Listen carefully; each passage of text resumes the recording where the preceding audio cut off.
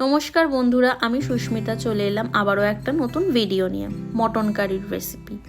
হ্যাঁ, mutton curry বানানোর জন্য এখানে আমি নিয়েছি 700 গ্রাম মটন। তারপর একটা বাটিতে টক দই ভালো করে ফেটিয়ে ওর মধ্যে দিয়ে দিলাম ধনে গুঁড়ো, জিরে গুঁড়ো, লঙ্কা গুঁড়ো, হলুদ গুঁড়ো দিয়ে ভালো করে আমি নাড়িয়ে নেব। তারপর দিলাম গরম মশলা গুঁড়ো। তারপর পেঁয়াজগুলোকে আমি এইভাবে কেটে নেব।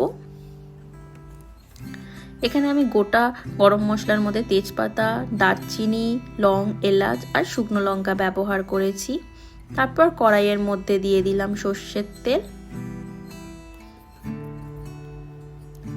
সর্ষের তেলের মধ্যে তেজপাতা আর শুকনো লঙ্কা দিয়ে ভালো করে নাড়াচাড়া করে তারপর আমি গোটা গরম মশলাগুলো দেব।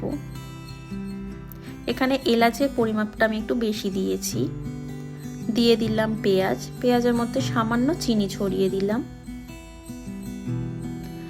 হালকা ব্রাউন হয়ে যাওয়ার পর আমি দিয়ে দিলাম কাশ্মীরি গুঁড়ো লঙ্কা, এতে কালারটা খুব সুন্দর হবে।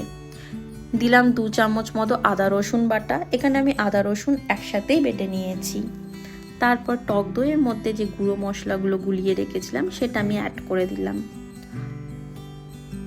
মশলাটাকে আমি লো টু মিডিয়াম ফ্লেমে ভালো করে কষাবো। মশলা থেকে যেই তেলটা ছেড়েছে তখন আমি মটনটা দিয়ে দিলাম। লো টু মিডিয়াম ফ্লেমে আমি এটাকে ভালো করে কষাবো। দিলাম স্বাদ মতো নুন,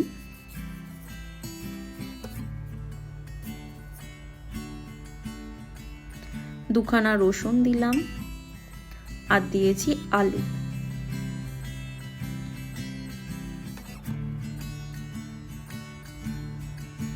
ঢাকা দিয়ে দিলাম। দেখো মটন থেকে তেল ছেড়েছে। তারপর আমি মটন আলু গলে যাওয়ার পর দিয়ে দিলাম গরম মশলা গুঁড়ো দিয়ে ভালো করে নাড়িয়ে নিলাম। দেখো কি সুন্দর হয়েছে, তাই না? কালারটাও সুন্দর হয়েছে, ঠিক হোটেলের মতো।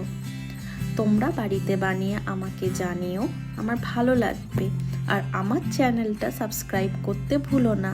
লাইক করো আর শেয়ার করো। আজ তাহলে চলি, টাটা।